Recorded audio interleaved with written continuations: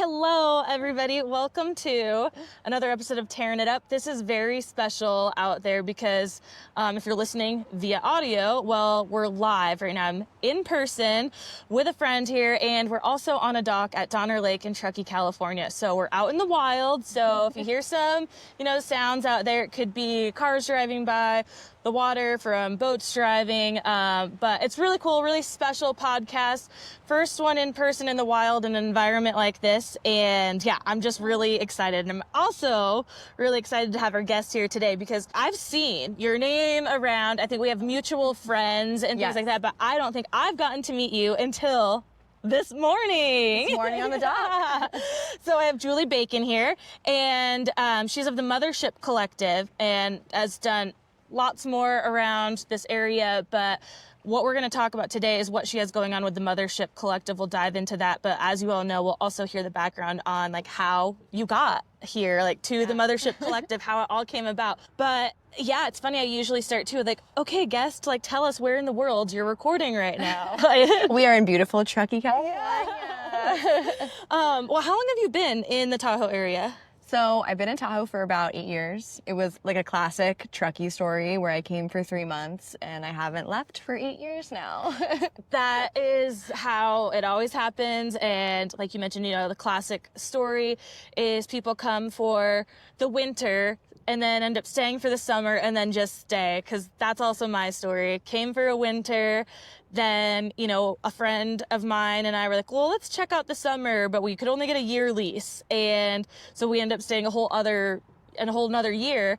And then now 10 years later, it's still here. It's every season is better than the last. Yeah. We love summer. We love the big winters. Yeah, it just sucks you in. Yeah, it does. I mean, it's beautiful, and it's so hard to leave when look at us right now. Like I said, sitting on the dock in just beautiful, perfect weather. And it's usually really easy at this time of year, mid-July, to kind of get a little salty, kind of feel like that elitist local feeling I can't go do anything because too many people are here.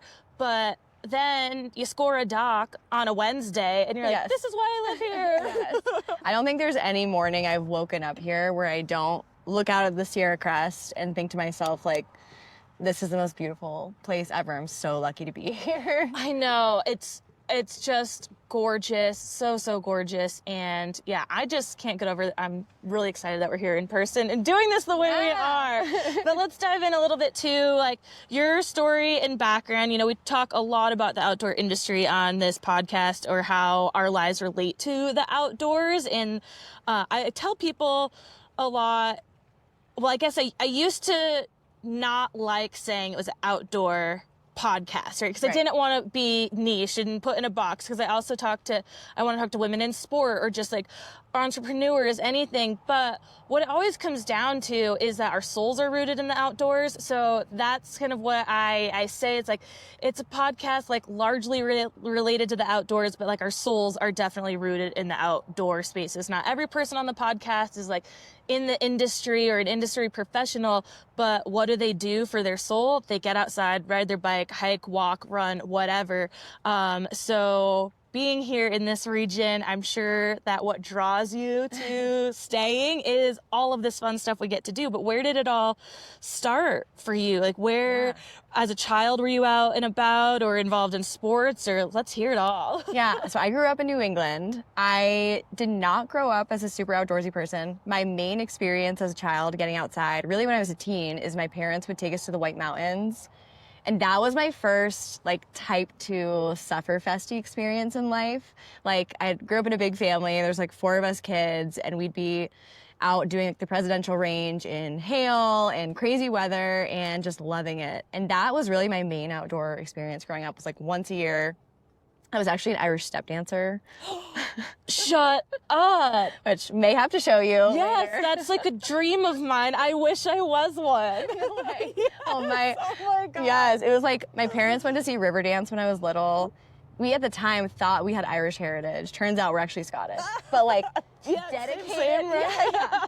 but dedicated 15 years of my life to hardcore competing in Irish step dancing. So wow. yeah, I wasn't super outdoorsy, but played a lot of sports, danced. And then out of college, I moved to Asheville, North Carolina.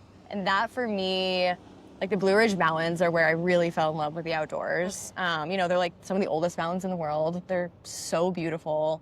And yeah, I started trail running, and as soon as I discovered mountain biking, I never ran again. Yeah. I love that. I'm so happy to hear you're not a runner, because I am not either. And I recently used it as an analogy of like just in the workplace where, you know, people go out for smoke breaks and you feel like you're left out, that you don't smoke because you don't get to go out and hear the gossip and the tea and whatever back in the day when that was more popular anyways. Well, in this industry, I feel like the outcast not being a runner. Like, no, I did not go on that trail run before work with you all. No. Or at that trade show, like I'm not going on that trail run or whatever. But like, yes, I love to ride my bike. Like, where the fuck are all the bikers? Yes. I couldn't agree more. Why do we all have to run? Yeah, I know. As soon as I discovered it, I was like, forget that. That's not for me. Never loved it. But I appreciate people that do run. Yes. Like, so much respect. I know. It's amazing. I wish I enjoyed it. I do. And I try every once in a while to like do it again and be like, I can be a runner. And just can't. Well, just not for me. I'm here for you. I love bike it. team, unite. Love that. So yeah, Asheville is where I fell in love with the outdoors. I was actually in the healthcare industry for 3 years before I jumped into the outdoor industry. I was like working for a residency program, and like I would buy cow's feet and like pig's ears, and we would, you know, suture them with resident doctors. Oh my God, wow. It was like a very, very interesting time in my life. But I took a chance on an agency, Darby Communications in Asheville. Really? Yeah, that was my first, outdoor industry stint. Oh, that's so cool. I've been hearing a lot about them lately. At this other podcast I listen to, The Rock Fight, Darby does a lot of work with them, and I've talked with a couple of the gals from there a few times. They've connected me with some other people to like be on the podcast, and so that's really cool that you started out over there. They're the best. Yeah, Coral Darby took a chance on me, and really I was just obsessed with Astral at the time, like hardcore, and I knew that was one of their clients. Oh. And they needed someone, an account coordinator, to handle Astral. And so that was my first account at the agency, and it was a total dream to be working with like PFDs and footwear and the Astral crew because they were local. Okay, yeah. But yeah, I was there for 3 years. Really just, I felt like I got my master's degree in PR and marketing, went to a lot of outdoor industry events. And 3 years in, I decided to move to Truckee. And that's when I started my own agency called Hot Skillet Media. Oh, I love it. Play off of Bacon, my last name. And that was great. My first client was Deso, and I started working with Granite Gear and High Bear. High Bear is another awesome local brand. And yeah, I did that for about 5 years. I was marketing director for High Bear for a while, bopped in and out of like in-house marketing work and then my own client work. But that was great. I learned so much on my own and just loved like owning my own schedule, choosing my clients who cared about the outdoors, cared about the products they were putting out into the world. And then as of a year ago, now I work for Bonfire. Oh, okay. Yeah. Is it Bonfire Collective? Okay. It is, yeah. And they are based out of Golden, Colorado. My main client is the National Forest Foundation. Oh, wow. It's like so cool to work for. And yeah, I've just been doing marketing for them. And the Mothership Collective has grown on the side of all of that. That is, all of that's so amazing. And I just love all these different connections that have come like just full circle with the podcast, like, and again, like connections to the outdoor industry, Darby Communications. And how did you get to Truckee? Like, what made you decide to come to Truckee? So my oldest sister is in Reno. Okay. She has 2 kids. I came out here for her wedding and was like, okay, I'm gonna need to spend some time out here. This is crazy. And her in-laws had like an extra house, like a cabin we could stay at in Truckee. And so we came for the summer. Actually, we were road tripping to Truckee. We got to Jackson. Before we were even here, I told my partner, I was like, yeah, we're not going back. Oh, man. Like, I saw the Tetons, and that was it for me. Yeah, just fell in love with how big the West is. Yeah. Yeah. So I haven't spent much time in the East at all. But that is one thing I always hear is just like the mountains are a lot bigger over here, and that's what gets a lot of people is when they come from the east and see the west, it's like, whoa. Yeah. But not to say that like the east has its own type of beauty and outdoors area. Like I haven't been to Asheville, right? But it is a mecca itself.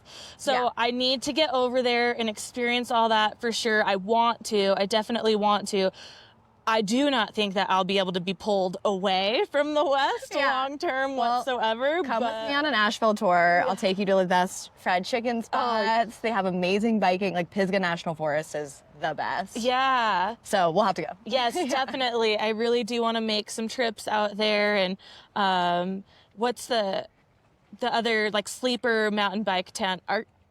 Bentonville. Oh, Bentonville. Yeah. I was just talking to a friend about Bentonville yesterday. Isn't like so much a sleeper now, right? Like people know about it, but it felt like it came out of nowhere. Like, here's Bentonville. And people are like, wait, what? And Like, Walmart, I think they were paying people like $10,000 to move there plus a free mountain bike. Like, there was some amazing incentive to go. Yeah, they were, that whole family was getting people in that area, and yeah, I want to go see it all for sure. Cool. I need to get out there. There's so many places still in the West I need to go. I need to go to Jackson. That's also been on my radar a lot lately, and just explore Montana more. You know, a lot of the people we've had on the podcast who are kind of spread out. I'm like, I want to go to every single one of these places that like you came from or that they're like based in and whatever. But yeah, you need to go on the road. yeah, absolutely. And you know, actually thinking about the date, and by the time that this is out, which is like the 20-something of July, our Road to Rome campaign should be live. So speaking of going on the road out there, people, we are having a little campaign to get us to Rome Fest. As you know, we're taking the podcast to Rome Fest. Rome was so gracious to invite us there, but you know, we still got to get there. Amber's coming from Washington.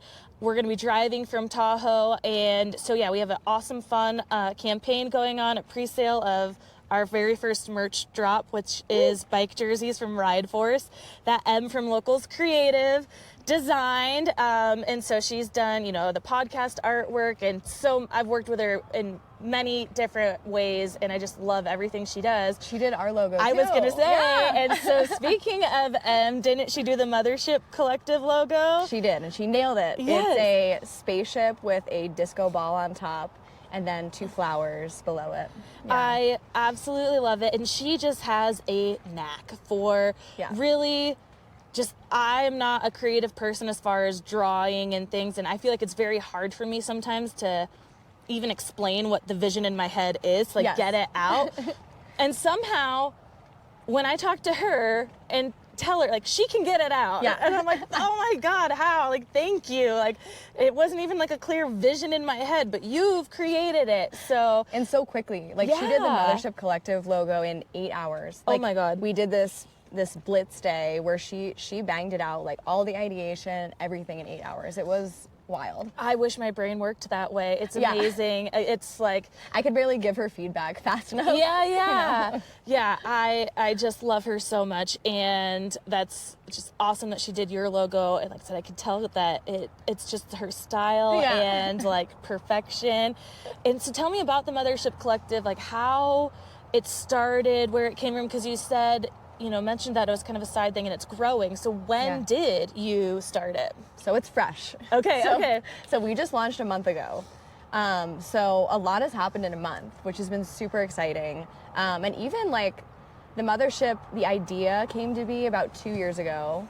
But it was like a couple months before launch that I was sitting with my friend Keegan, and she asked me, she's like, whatever happened to that idea you had? Like, why aren't you gonna pursue that? And a light bulb went off in my head. I was just like, you're right. I need to do this. I feel so strongly about it.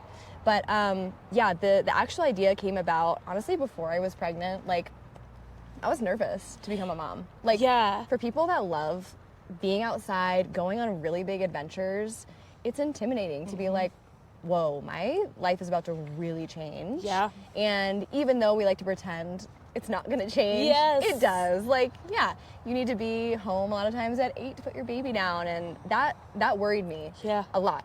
And we ended up getting pregnant right away, and I ended up finding out I was pregnant on the way to Boot Tan Fest in Colorado. And so I was meeting like 15 of our best friends. We were about to, like, for everyone who doesn't know, Bhutan Fest is like the biggest all women naked ski, and it is the best time. It's just like a festival with a bunch of gals. That's on our list for next year. This year it was the same weekend as Sea Otter.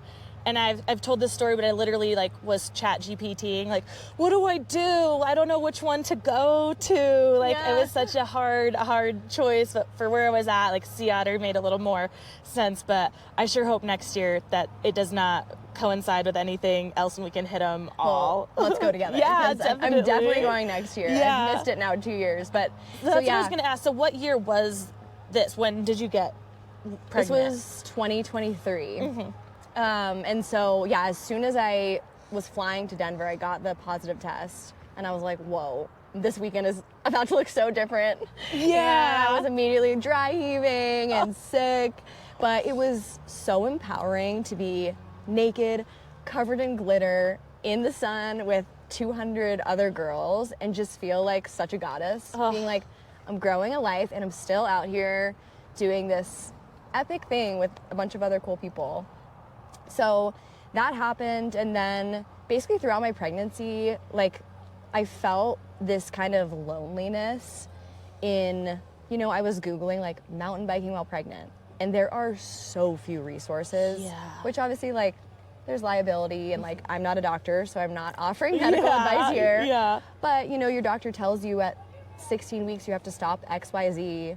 But for me, like, I felt really good on my bike still.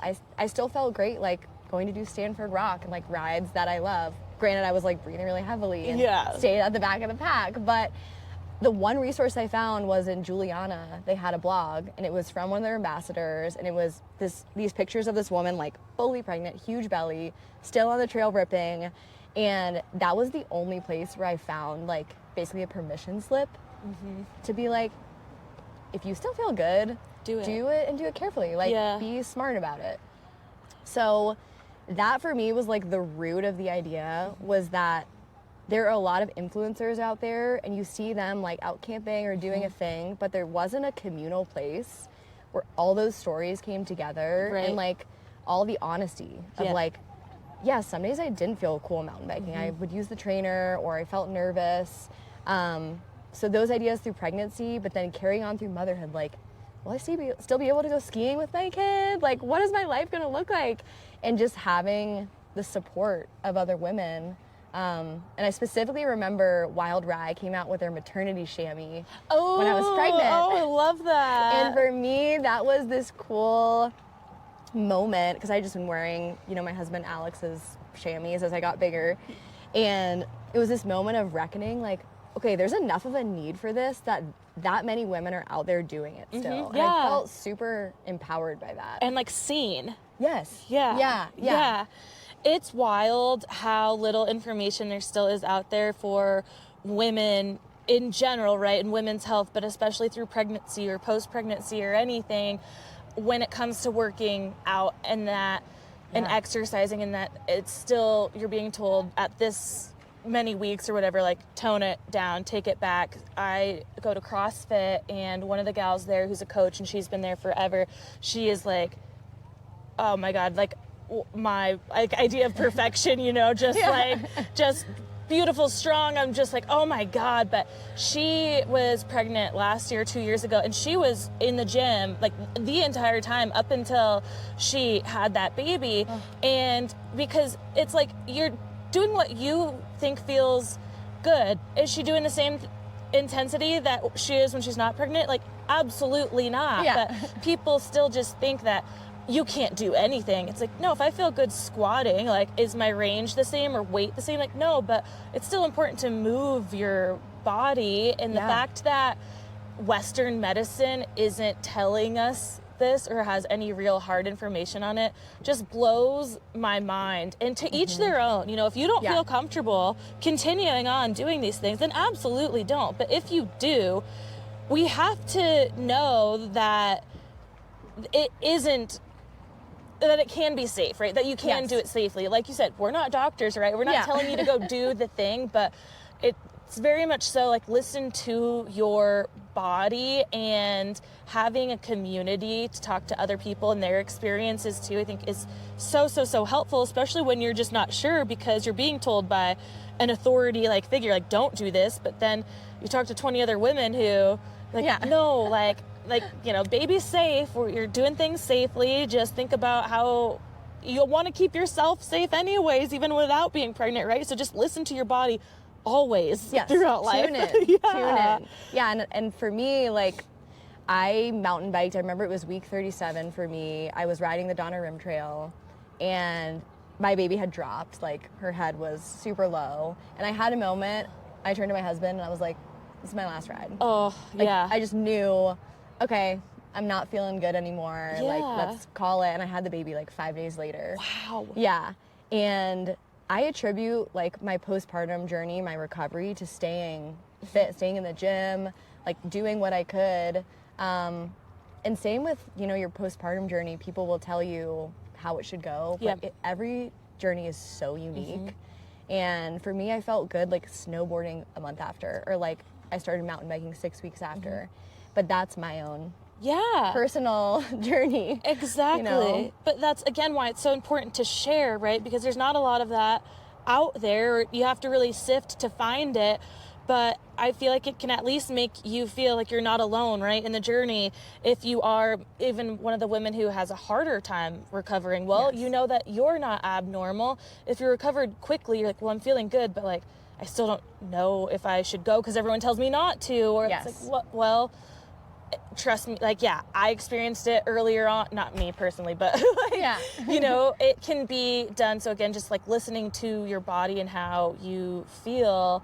And, I'm not a mom. I've never been pregnant. I can't attest to these things, but working out, right, and keeping active, and then taking, if you were to get pregnant, take 5 months off. Well, like, of course, coming back is going to be really, really hard, but that's okay if that's your journey. If you needed to take that time off or wanted to, just know that your recovery may take a little longer, but that's totally normal, because just think about the same thing if you weren't pregnant and took all that time off.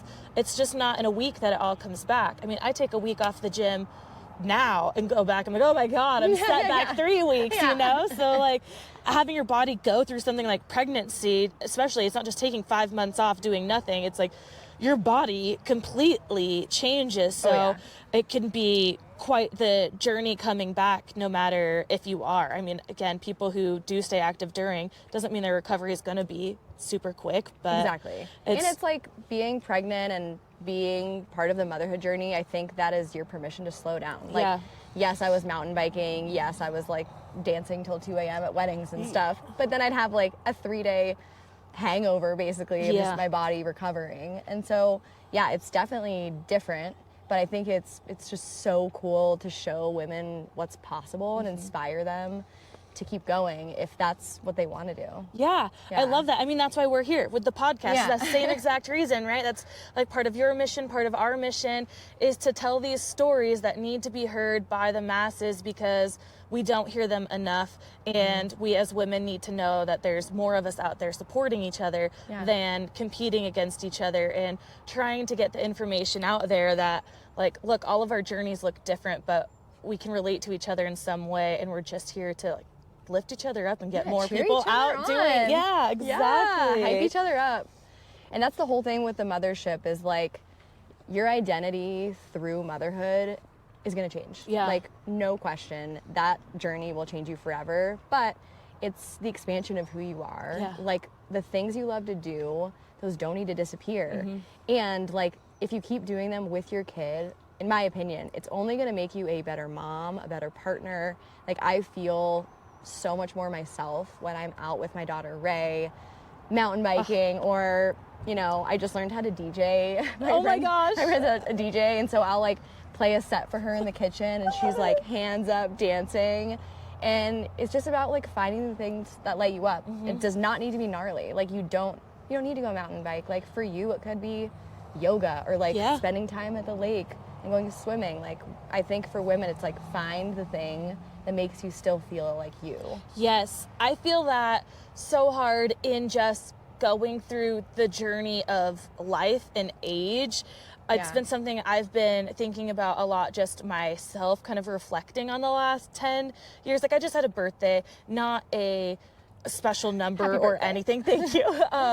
But the 10-year thing was coming out because I'm like, I've been in Tahoe like 10 years now. And so I'm just reflecting on the last decade here and what I was doing before being here and jumping around like every couple months somewhere else, like, you know, moved to a foreign country. I didn't speak the language and just was like, let's see how it goes, you know, making $8 a day living on a credit card of $1,000 limit, you know, like, what? Like, how was I doing this? I identified as someone who liked to run then. And what was I thinking? Yeah, totally. Like, not much, but like a little. And yeah, so then I was really thinking about what you said is like kind of losing yourself and part of your identity. Where I'm like, man, I really do feel like I went through like 5 years of not really feeling fully myself, as just kind of going through the grind. And it was like these recent 5 years of the shit that's happened in the world, right, has been crazy.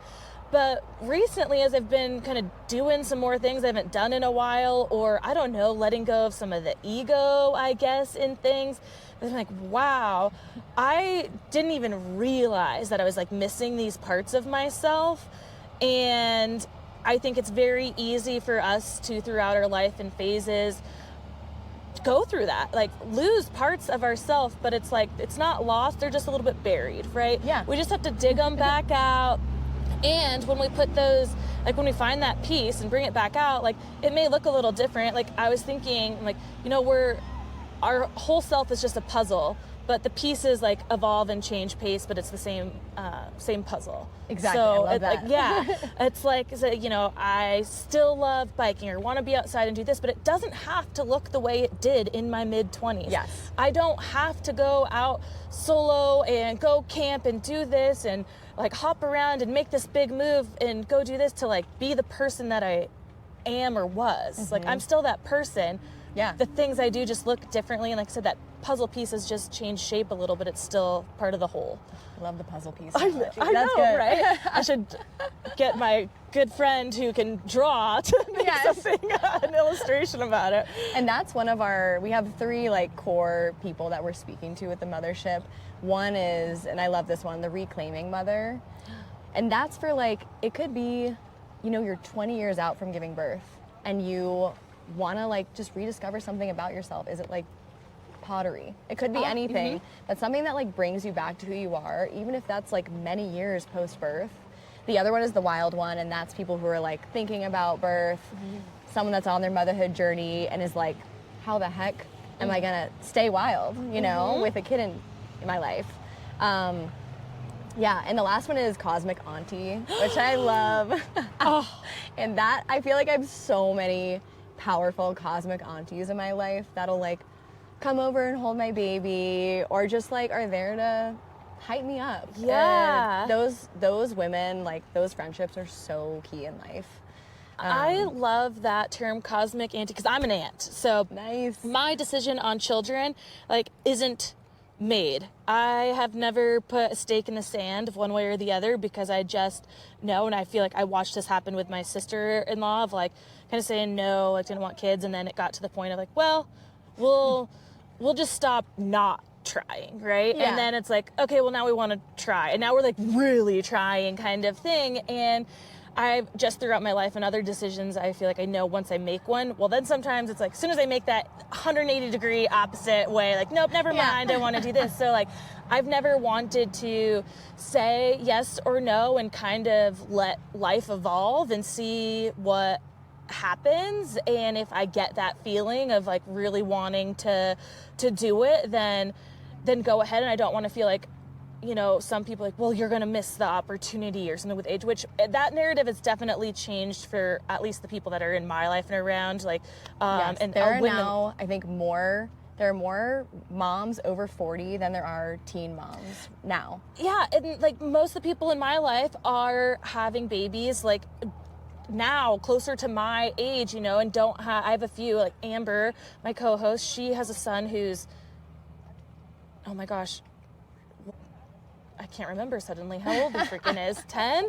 Because he has a birthday coming up in September, but she was one of my only friends, like close friends, who had a kid. And I do often think about, you know, how isolating that must have been to not have friends, close friends who had kids, and then to now be at a stage where maybe now your friends are having kids and your kid is older, and like what all that journey feels like. But also, it's not to say that she could still have another child if that's what her life wanted. Like, again, this woman that I was talking about in the gym, she had a 11-year-old and then had a baby, you know, a couple years ago or last year or something. So there's like a 10, 11 year age difference there.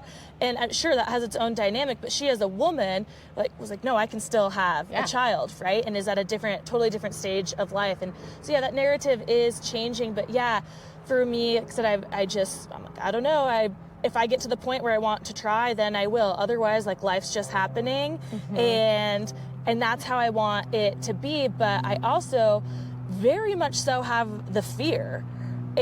So I love that that's what you brought up and talked about in yourself and your own journey, is that fear. Because I mean, I fucking love being an aunt. So much. Like, I just thought, as soon as they cry, you just kind of pass here you go. Over. Yeah. Oh, the diaper's dirty. Like, yep, I'm out of here. Or like, let's go for that like fun activity, and then like your parents can bathe you, whatever. I sent my sister-in-law a reel I just saw that was like, my biggest fear as an aunt is telling her mom we're going for an easy ride, and then it's like this 5-year-old going off like a jump, and then like we end up at the ER with a broken arm. I'm like, yeah, that's exactly the same. Like, they were in my care, and I'm like, no, it's fine. We'll take it easy, and then I return their kid broken. Yes. That's one of my classic traits, is being a sandbagger, and I'm really trying not to do that with my daughter. I don't want to ruin her for all things. Yeah, absolutely. Well, I want to talk about the fear a little bit, and because you said it came about in your head before, like being pregnant. Were you guys decided, like, for sure, like, you wanted to have kids, or was this conversation still kind of like, we don't know because of that fear? Like, how did that go for you? I'll be honest, like, that fear, I guess it's not so much a fear anymore, but it's still there. Right. You know, I think it's one of the hardest things for me and my partner as parents is like the tit for tat. You probably hear of like keeping score of who gets to go do what.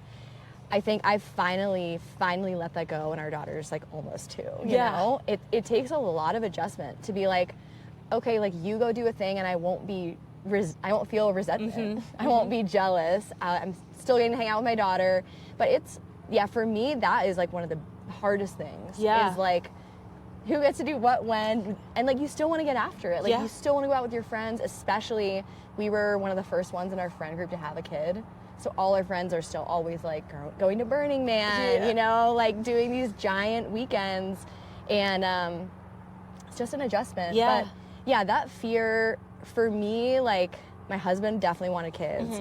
I was kind of like, I'm only 30, I'm not ready. And I ended up going on the Great Divide mountain bike route. I saw that. I saw when you did that. A mutual friend of ours posted something. Who did you meet a couple people on the route, or go with someone the whole time? Yeah, so my friend Amanda, she did the first, I think, like 800 miles with me. Then Rachel with Kama. Okay. She hopped in. I think maybe it was through Rachel that I saw it in the first place. But wow, that sounds amazing. It was the best. Yeah. But I basically was like, I had wanted to do it for a really long time, and in my head it was like, I need to go do this thing before I can even consider having a child, because I knew, like, I'm not gonna be able to disappear for 3 months. You know? So for me, it was actually on that ride, weirdly, I had this moment in Steamboat. Rachel and I were on like a 0 day, and I saw this couple like using a leaf blower on their son, and like his mouth was just like filled with air, and it was just like this adorable, goofy scene I was watching. And I think for me, it triggered this kind of like, you can have this like silly, fun, adventurous relationship with your kid, and like your motherhood journey doesn't need to look like Pinterest. Like, it can be what your life looks like today. And it was just this weird like flip the switch moment for me, where I was riding the next day and I thought to myself, like, okay, I could maybe see that. And then it was, a year later that we tried. But yeah, I did not I didn't see motherhood for myself for a really long time. Yeah. Yeah. I mean, and that's where I still think there is pressure, right, in society, and that's something people still ask you, especially if you've been in a relationship a long time. Like, oh, when are you having kids? Again, I think the narrative is like a little quieter, but also, I guess, depending on where you're at or who you're around, I think families who were raised a certain way, maybe they still get that a lot, right? Like, I don't get that anymore, especially because my brother has 3 kids, so it's like, yeah, I'm like, all right, we're set there for the grandchildren. I can chill and be the aunt, you know. And even like as soon as I had Ray, I feel like the immediate question from people was when's the next? Yes. Yeah. I was like, guys, I just had a baby. Like, give me a beat. You can be absolutely okay with just one child. There's many out there, and that can be it and perfect for you all. But, you know, yeah, some people take a little more time between, right, to see how life is and adjust, because I'm sure adding a second child isn't. I'm sure there's easier things about the second, but there's also things that make it much harder now to figure out, like, oh, there's 2 now. Like, the dynamic's very, very different in your activities, I bet. Yeah. And the tit for tat thing, I resonate with that with even out having a kid, right? Yeah. Of like, well, you get to go do this. And like, even just with dogs, where I'm like, well, I want to go do something now solo, just like in a long-term relationship, just finding balance in your relationships at all. Can't imagine throwing an actual baby into that makes it tenfold. And I feel like especially on the mother's side, because there is still just the need for the mom to be around a lot more in the early stages. I feel like even if you're not breastfeeding, right, but you're maybe pumping, or I don't know, it just you're tethered. Majority of the time, that early stages, the mom is around more or needs to be around more, or wants to be, right? Because now your life has changed and you do just want to be around this tiny being. So did you have any feelings during this time, which maybe you still have, but where like you are dying, right, to go out on a bike ride, but then say that time comes, you're like, okay, I have the opportunity to go out on a bike ride, but now I don't know if I want to, because like I really don't want to leave this little baby. 100%, especially like if you're working all day, or like Ray, our daughter's in daycare, and like I don't see her most of the day, and so my time with her is like 4 to 8 p.m. So if I go choose to do something with friends or ride, like I might miss a day with her. Yeah. And so oh my gosh, motherhood is all about like contradicting feelings. Yeah. You're like, I need this for myself, but I want to be there for my child, and I also want family time. Yeah. Like my partner and I went through a period where I feel like we were switching off so much that we were both like, we need to hang out as a family unit because I haven't seen you in a week, you know? So it's a balance, and it's something that I think like we'll continue to navigate for Ray's like entire life. Yeah. You know? It's definitely gotten better. Like I feel like right when I was postpartum, I had a lot of built up resentment of like, I had insomnia for 5 months. Like my body doesn't look like it used to. A lot of just like identity crisis stuff that made me more resentful of my partner anytime he went to go do something. Yeah. 'Cause I was breastfeeding and doing all the things, and that really builds. Yeah. But you have to let it go. But it's good to like mourn who you were, like take time to be like, yeah, things have changed. Yeah. Like there's definitely amazing moments that you have, but postpartum it's definitely challenging to let go of a lot of that stuff. I can't imagine. I mean, I feel like I would have kind of a hard time with that. And that's where some of my fear stems from, is really, and I've told people this, that it's like, I don't know, really, like, I think I'm a very strong person mentally and physically, but I also know where my weaknesses are. And I'm like, one of my biggest worries is really the mental aspect of pregnancy and after, and like being able to cope with like that identity change, but knowing, like, so you can still do the things, it just looks a little different, right?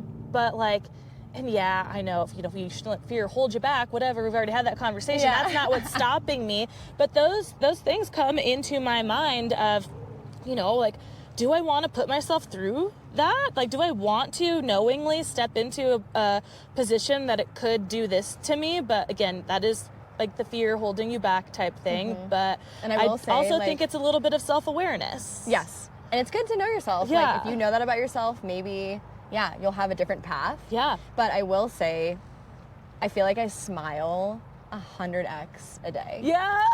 Like, the joy that they bring, like, no matter how hard a night was, like, you go camping and you don't sleep all night, your baby's crying in a tent, but you wake up and they're, like, eating a banana on a rock by the lake. You're just like, this is worth it. It's like the down was worth the climb, right? Yeah. Exactly. Yeah. Well, and we had our first event. I was this gonna last say, I mean, you've only been at the Mothership Collective a month, and I saw some footage of the camp out that you did, and I think that's so cool. So yeah, tell us a little bit about that, and then what else, like the Mothership overall, like what you hope to kind of do with it, at least of what you see now, whether that's more events or what kind of community you envision for it.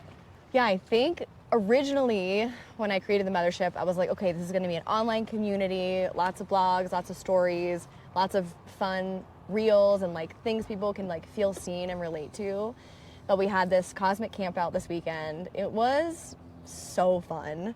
We went out to Downeyville in California, and we did a 2-nighter. The first night was like pretty small. We camped out on Packer Saddle on this like beautiful ridge overlooking an alpine lake. And we had about like 25 people, 8 kids. Wow. And it was so special. Like everyone, all the kids were playing together, covered in dirt, like just having the best time. And yeah, we biked, we traded off biking at Downeyville, we swam, we had a giant like cheese board, which is the best thing to have camping always. And then we had a little DJ set and the kids were all dancing. Everyone was in like fun Burning Man-esque outfits. And yeah, we danced for many, many hours into the night. And yeah, that event honestly sparked a lot in me. Just realizing, like when we posted that video of, you know, all of us dancing with the kids and stuff, the amount of DMs I got asking when is the next one was so amazing and validating. I got this email from this gal who owns Missouri River Guides. It's basically, she's like a raft guide in Montana on the upper Missouri, and she sent me an email that was like, let me plan a rafting trip for the Mothership. I love that. It's like, yes. So, and that made me cry. It was just like, sometimes you question, like, are people getting the mission and understanding it? And to get those responses is just so exciting. And yeah, I think it's really got my wheels spinning on what we can do for events. Yeah. Like, I'm so inspired by things like Rome Fest, Boot Tan. Like, that's our core demo. Absolutely. For sure. Yes. Yeah. And yeah, already we're planning like a Dames of Dirt, Moms Gone Wild ride in August. We're gonna do something. I'll be back in Asheville, North Carolina in September. So we're gonna plan something there. And then I'm thinking October will be the next like local Cosmic Campout. That's so cool. So cool to see. And so, you know, I can understand that fear of like, is this gonna work, right? Do people care? Do people want this kind of thing? And then to get that feedback that it's hitting. Yeah. It just, you're like, okay, like, yes, I know. Like, it feels connected now. And like, this is it. And this is the thing. And I feel that it's so needed. Again, not even being a mom, but knowing that there's just not that information out there for women, or how just lonely and isolating it can feel, like just aging as a woman and getting older and losing maybe some of your friend groups changing, whether people moved or became moms or just hobbies changed, whatever it is. I think we all go through the times where we feel a little bit isolated, and I think especially when people start becoming parents. Was the camp out family or all moms? It was family. Okay. Which was really nice. And really that's like what the Mothership is about, is like to get out there with your family. I really wanted to make it all women at first. But then I realized the moms would just be on the whole time and get less time to actually hang out and have a dance party, etc. So we'll see if the next one's just gonna be moms, because I did get quite a few messages that were like, when's the next just mom and kid event? Yeah. So I think like for a lot of moms, it's just about having like the space to go. Yeah. Like the motivation of like, okay, there's gonna be 30 other moms with their kids. The babies might cry all night. Yeah. Like, it was funny. It was probably like 7 p.m. People are putting their kids down. There's like 3 babies crying in tents, and one of our friends was joking. He was like, wow, camping with kids is so fun. Yeah. And like, it was great. But we're all going through this together. Yeah. And, well, I think there's room for all of that in this, where like families, right? Especially for the dads to be a part of it and just everyone be supported. And the dads themselves, I'm sure, obviously have their own struggles with becoming a parent too. So it's like, let's not forget that men are also going through changes and whatnot in life when they become parents. And so having each other in this could be very helpful as well in just showing support for your partner and your child. But having the spaces too, that I'm sure where it's like, yeah, just the ladies and their kids has its own special thing. As we know, like all women only like events has their own has magic. Yeah. Absolutely. So, I mean, and it sounds great where it's like, like Cosmic Aunts, you know? It's like, yeah, have like you said, you don't want the moms just to be on all the time. I'm sure it's like, okay, take turns, like groups go out and, you know, other people watching your kid. It's like, we evolved from living communally, right? And doing that. Like Exactly. having the community where everyone's kind of raising each other's kids. So that's got to be cool to like be a part of and put that kind of back together where it's not just you and your family on your own doing it, but you truly have that community to rely on and talk to. And community is just missing, I think, so much in our world today because of what it's become, and especially what's happened the last few years. It's gone even more out the window. I think there's a lot of things that are bringing it back. We're realizing like we really did miss that, and like how do we get it back and full force and do more of it? Yeah. And they say, like, it takes a village for a reason. But I was listening to a podcast recently, and they were talking a lot about how society today, like, people don't live near their families anymore.